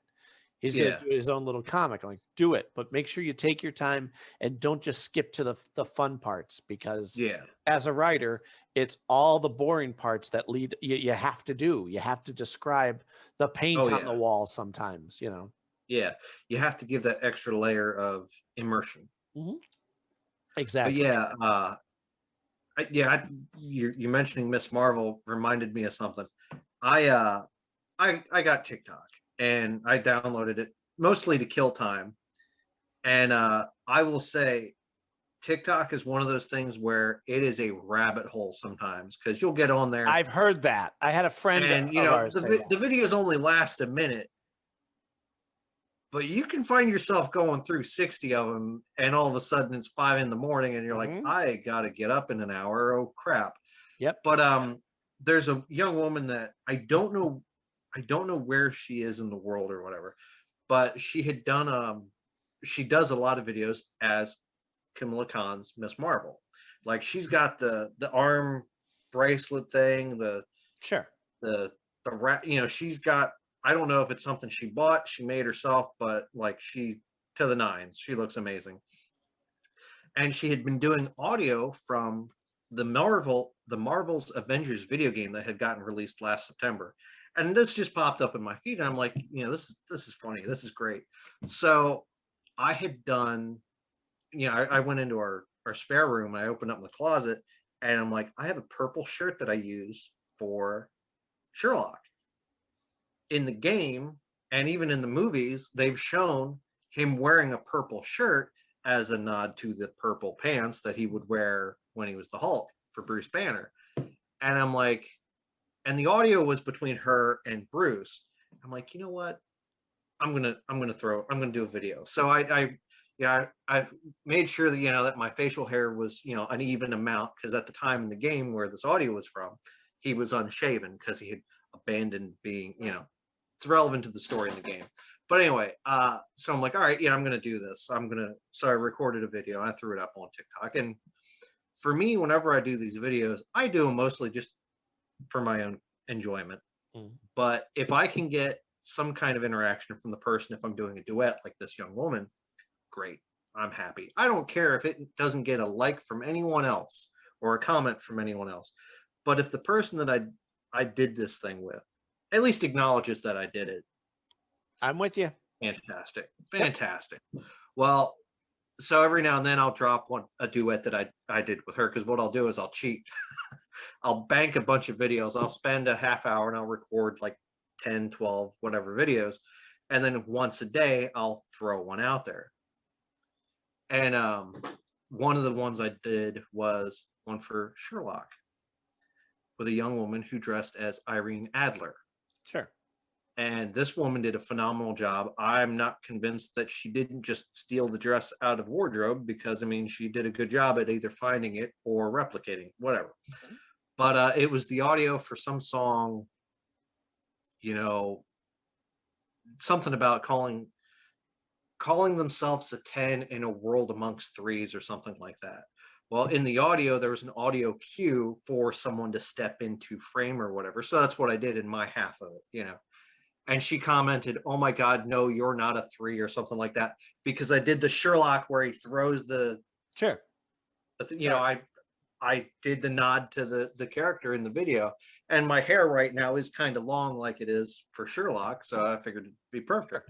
Although in the back it's kind of scrappy, but she just loved the fact that some random guy found her video and duetted with it. And she's like, "Thank you so much." I'm like, "Thank you for setting it up. It was a pleasure." You know, and that's, to me, that's enough, you know. It doesn't take much to, like, you know, anybody, but like in particular, if I say something about, say, a celebrity or someone in the spotlight, Yeah. just freaking like it. That's all you have to do. We've talked about this. Yeah, So there's like, no reason why you should ignore it, especially if you're asked a easy enough question. yeah, like for some people, I understand if they don't get to everybody. I get it. Sure.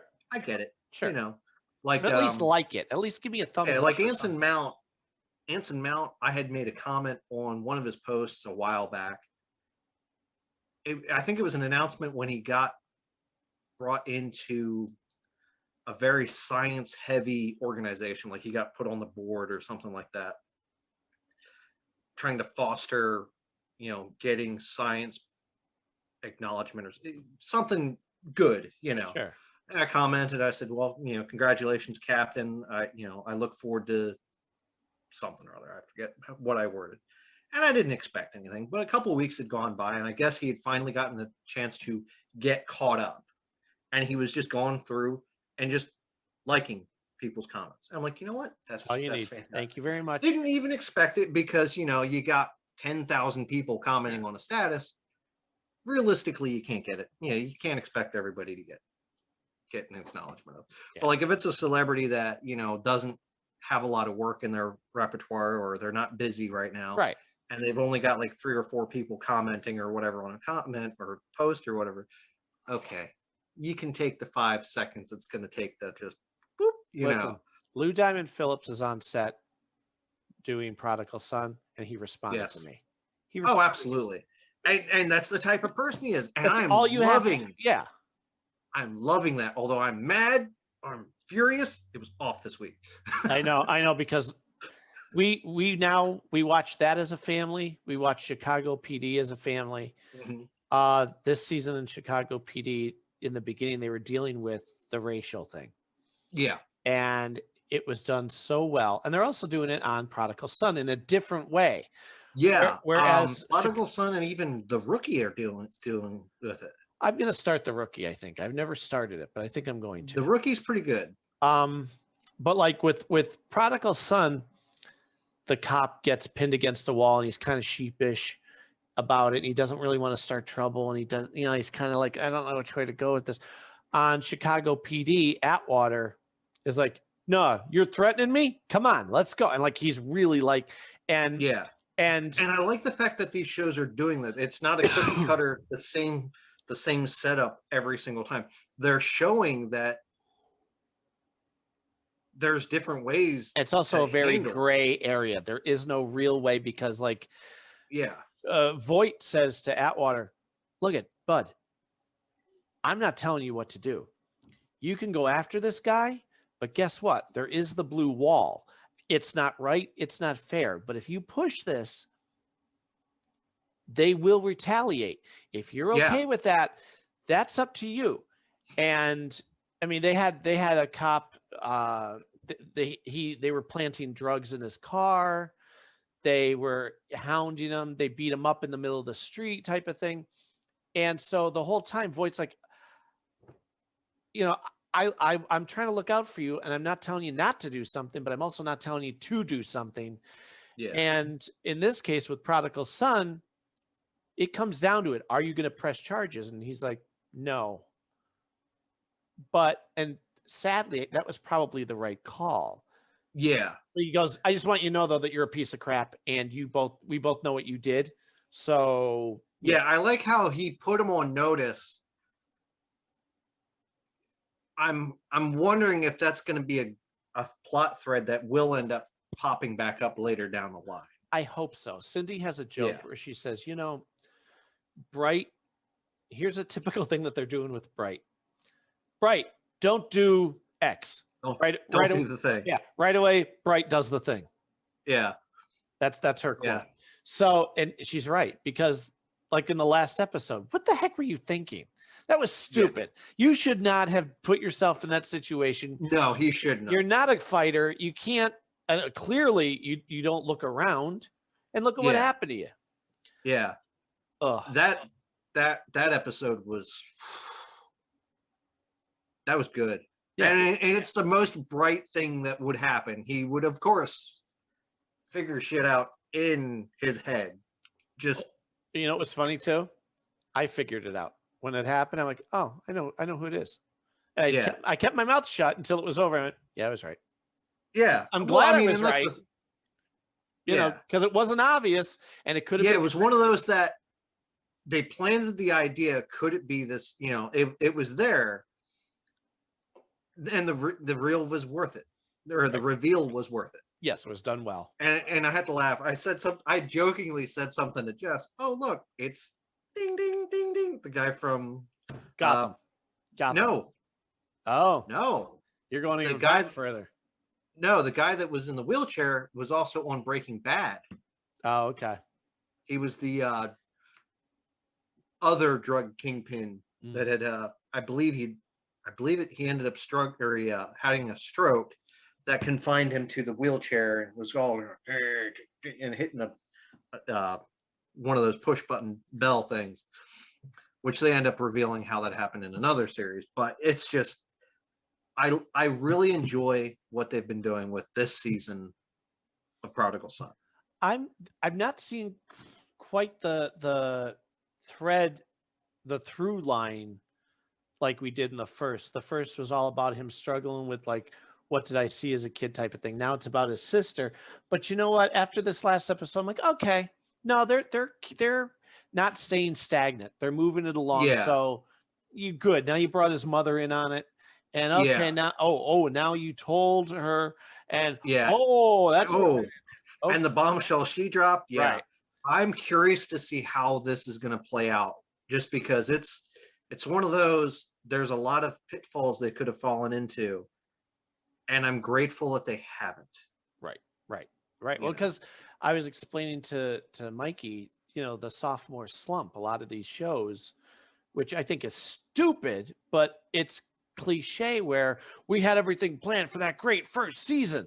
Oh, we get to keep going? Oh, I didn't think ahead. How did you not think ahead? Yeah. You know, well, and sometimes, you know, they suffer with writing staff changing or a different producer. And honestly, I think that partially is a contributing factor to that sophomore slump, because you've got some writers that are great for like setting up the universe.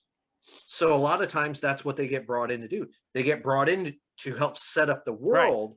Right. But then, okay, my job's done here. Peace out. And they go off to the next show. And because they don't have that person that helped create the universe, well, then they get left with lots of questions. Well, instead of giving us answers, they just give us more questions. Looking at you, Lost. Oh, no. I was going to say, first of all, showrunner's oath. Go back. Exactly. Anybody wants to go down this avenue, go back to our episode called Showrunner's Oath, and you'll get it. But Cindy and I pounce on Sleepy Hollow. Now, Lost, I love beginning to end. I mean, don't get me wrong. I did enjoy Lost, but that is one of the things that was a pitfall with that show.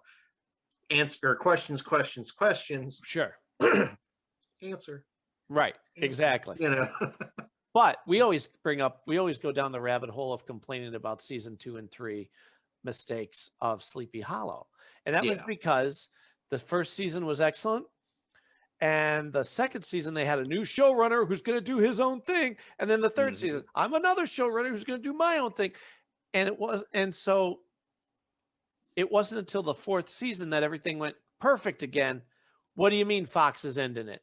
Like, you finally got everything back to a perfect fourth season, and you got things back on course, and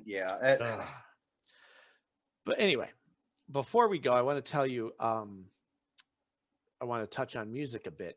I wrote on our Patreon page. I try to make sure I go in and write something to make it worth it. Yeah. Constantly got to have something new for people. So Yeah. I reviewed 3 albums, and it was like music to pandemic 2 or something like that. I called it. Yeah, thanks. A couple months ago, Ray Lamontagne came out with a new album. Okay. And he did everything. I think it's a work of, well, I'm home. I'm at the during this pandemic, I can't go out and perform. I can't go record with other people. I think I can do this myself. Yeah. You cannot, like a personal challenge or what have you. Yeah. And it's called WandaVision, and it's great. You have I'll send you some tunes. Just you'll love it. I'll have to check it out. He's great in everything. I love everything. Well, you know me. If I love somebody, I love everything they do. Yeah. He has that unique voice that you just go, oh, that's kind of, it's not smoky, it's not gravelly, it's, I don't know, uniquely his, and it's beautiful. And he could sing almost to a whisper at the end of a line, and you're like, oh, what was that? I want to hear more. So that has a great mix. And like I said, he produced it. He wrote all the songs, did the whole darn album. And I guarantee it had to be because of the pandemic. It came out a few months ago. Oh yeah.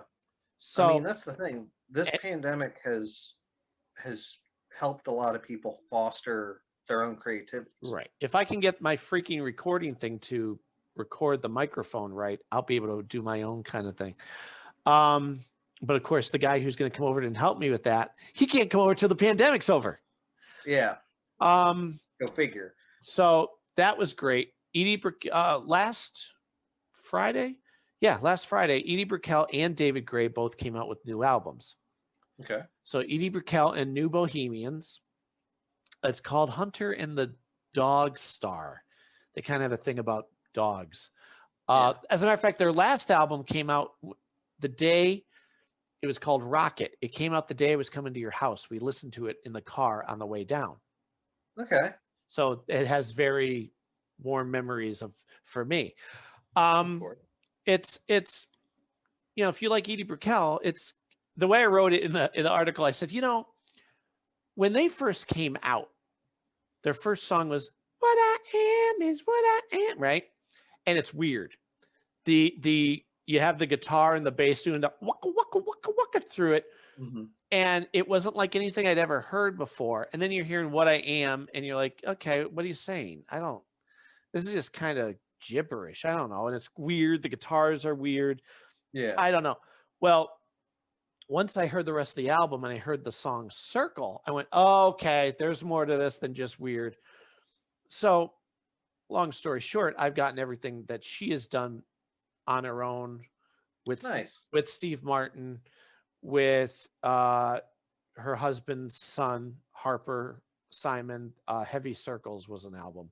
Only one, but it's, basically you can't go wrong. If you like her voice, you get it. And yeah, you're going to enjoy the rest of her repertoire. Amazingly. And it's not all the same stuff. It's all different genres. There's the Gadabouts, which is kind of like a bluesy, jazzy kind of sound. But she writes songs as she hears somebody's playing something. She just starts with the lyrics. Oh, wow. And not gibberish. She'll tell you a story beginning to end about this couple in a bowling alley. Off the top of her. I mean, that's a mutant ability. She's writing that's songs, gotta be. right? Like, hit record, we're going to do a song. You need a pen? No, I'm good. And I'll just reline it. Yeah. So that's wild. More of that. And then the other one was David Gray came out with, I want to make sure I say the album right. It's based on, let me see.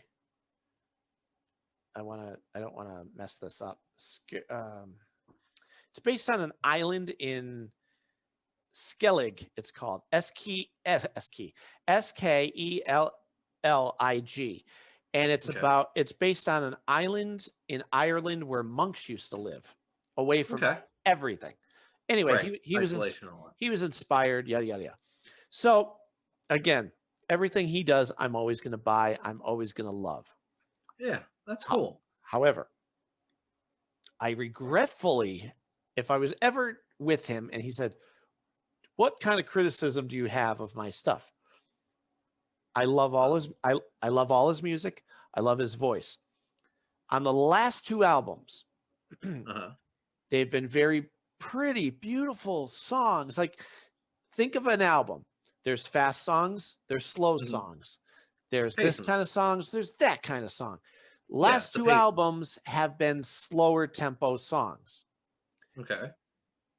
That's not a criticism. However, I don't hear a song that I want to play. There's no full, the way I explained it was he's not strumming a full chord.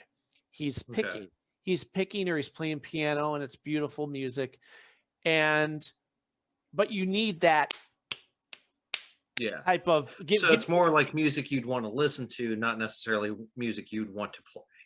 Exactly. And I could talk about any album from before the last 2 where you get at least 2 songs that you go, oh, that's going to get played on the radio. That would be a good one to play, or that would be a good one to stuck in my head with someone. Yeah. Or that's stuck in my head. There's your single, because you have to have a hook and you have to have it be radio friendly.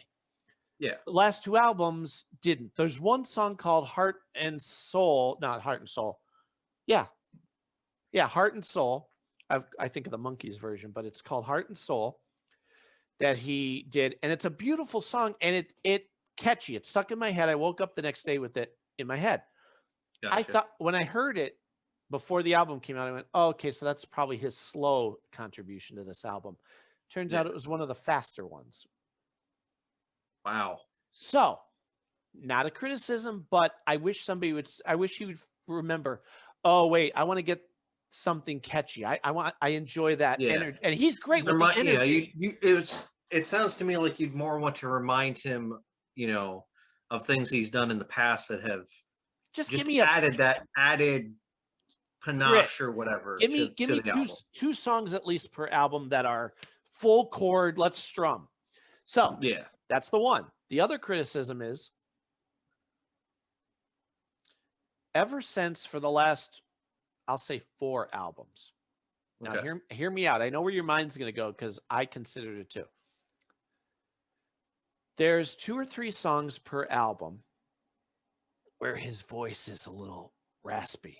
And I don't mean gravelly as in, because you're thinking, well, is it age? Because sometimes when you sing, as you get older, some guys' voices get rougher. Right. So I considered it. Maybe that's what it is. It's not. Here's why. Okay. Ever since, and I can remember the song, the first song that was a beautiful song, should be played at weddings, called We Could Fall in Love Again Tonight. Mm-hmm. Beautiful. But as he's singing, you can hear the phlegm in his throat and I know exactly what happened. He's doing these songs in his studio. They do 4 or 5 takes until he's happy. Mm-hmm. Nobody in the studio is saying, okay, David, that was great. Let's take 5. You drink some water. Let your voice rest. And then we're going to do that again the same way, only your voice, because you can hear it and it's very distracting on these beautiful songs. That the other reason I know that it's somebody not telling him in the studio, when he does these live, or you can watch it on YouTube. Here I am promoting my new song. Here it is. It's the same song, but because he hasn't sung it 5 times in a row, his voice is back to normal. Yeah, it doesn't have that strain to it. Yeah, and again, it's so distracting. Imagine singing with phlegm in your. You can hear, but you can hear the behind it, and you're like, "Oh God, you ruined a great song." There's a lot of these songs. I'll go back on YouTube and use that version. I'll snag that version because it's clearer. Yeah, So I feel like either he's just oblivious to it, or nobody's saying to him, I don't might want to redo that. I think he used to have producers, and I don't know if he does now. And I'll have to look because I'm curious to see he's had a producer these last few albums, because they would be the guys that would go, do it again. Yeah. Or please do that again, because it's only 2 or 3 songs. Like I said, Yeah. you're like, darn it. Because if it were age, you go, well, that's what you get. You can't help it. Yeah. But if it's clearly only a handful of songs each album, yeah, that's. But I'll send you a couple tracks of those too, because it's very good. Obviously, I mean, I love all that he does, and I conclude the article by saying, we have to remember as a society, these guys can stop. There's nothing guaranteeing a new album. Yeah. If these guys decide I'm done, so we need to be thankful for every time these people that we love put out something. Oh, absolutely. And like, not just be. I saw recently Daft Punk had basically officially retired, and it's like, okay, well, I mean, the last thing I think they'd put out, and I could be wrong, was the soundtrack to Tron Legacy. Oh, okay. And it's like, you know what? Okay, if they've decided they want to step down and continue and just do whatever, fine. That sucks, but they were, they have achieved their goals. More power to them. Although I did find it funny that some people were like, but we've never seen them without the masks, so why didn't they just pass the helmet to 2 other aspiring artists? And I'm like, well, that would have been cool too, Yeah. But well, Tal Bachman had 2 great albums. Everybody knows about the one. His second didn't get a lot of promotion, and then he got dropped. Well, he's complained for years, well, I don't have a record contract. Okay, but you know what? You don't need one. If you have a home studio, start cranking out music. You could charge, what's his face? Jeremy Messersmith. When I bought his albums, it was, what do you want to pay? Really? Yeah, have it be at least $1, but you could buy my whole album if you want for $1. Yeah. You're still doing it. And then now he's at the point where he doesn't have to do that. He still does, but he doesn't. He can just sell them, go to a record store, Yeah. Yeah, I mean, and that's the beauty of the way things have evolved. It's given people a little bit more freedom on ways of getting things out there. Exactly. I mean, heck, look at us. We've got podcasts available for people to listen on any format. How about that? Yay for us. I remember not terribly long ago, we were struggling to figure out how to get it on iTunes. Yeah. So it sucked. By the way, we're at episode 98. Pretty soon we're going to hit our 100th. Yeah. How about that? That's just wild. Right? Absolutely wild to me. Let's feel pretty proud about that. Yeah. Well, I had to laugh. Jess and Ashley had recorded their year anniversary for Studying Scarlet. And I was stunned with that. I'm like, holy cow, that what a year to start a podcast right before the world fell apart with the pandemic. And they kept with it. They kept after it. They have done some phenomenal stories. This year they want to try to include more crime stories that have happened outside of the United States, which I think is admirable, and they've been doing so far. They're doing well so far with at least plotting out the episodes down the line. But it's kind of funny, like they've actually asked me, like, okay, well, this crime deals with this. What type of fictional story could we do to complement it? So we were sitting at dinner like 4 weeks ago, and I just said, what about Inside Man? And they're like, I don't think I've seen that one. I said, well, it's a heist film, but that's oversimplifying it. And they're like, okay, yeah, we'll put that on the docket for the complimentary one for this one. And I'm like, okay, cool. So it's just kind of entertaining that I've been able to not just been the guy listening to it, making sure that I level out their audio and everything like that, but I've actually been able to contribute. And I had to laugh. I have been informed that if there comes a weekend where Jess and Ashley are supposed to record, and Jess gets waylaid with a migraine, I am probably going to be drafted to fill in for her so that we can maintain our momentum with getting episodes backlogged and everything. because that's something else a lot of other true crime podcasts don't do. Like they'll record it a couple days before the episode. And meanwhile, Jess and Ashley will try to be a month and a half out. Yeah. They don't like only being a couple days out because they like having that buffer, And I have to laugh. They're going to be recording this weekend, and the next episode drops on Tuesday. We haven't recorded that episode yet. By the time people are listening to this, it'll have already been recorded, I'm sure.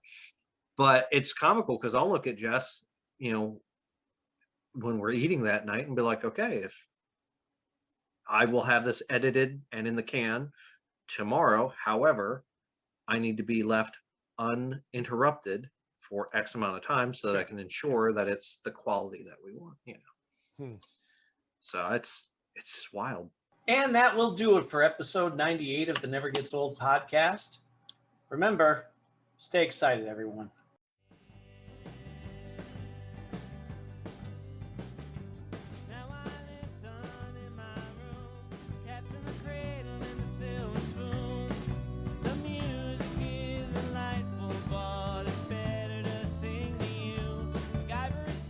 The Never Gets Old podcast is part of the Forever Adventure Network.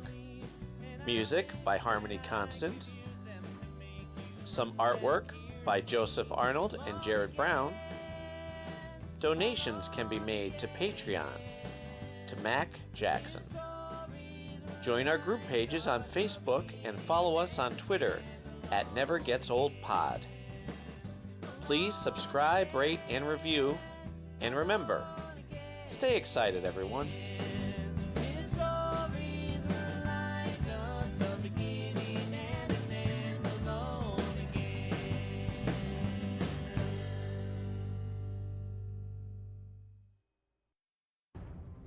The Forever Adventure Network. Welcome to the adventure. Hi, everybody. It's Mac Jackson. I wanted to invite you to a new site called the Forever Adventure Network. This website has everything. Pictures, videos, blogs. There's original music by Harmony Constant. 2 podcasts. One is the MacGyver podcast, where we celebrate Richard Dean Anderson, his iconic roles, and how it's influenced our lives. There's episode discussions, interviews, and life conversations. The second podcast is the Never Gets Old podcast, where we celebrate all the best things that we love in life, from TV, movies, music, and comics. The site is also the home for the MacGyver SG-1 audio series, an ongoing adventure series that continues the adventures of MacGyver and SG-1. There are also multiple stores to choose from for all of your pop culture and adventure needs. Come on by and check us out today. And thanks for joining the adventure.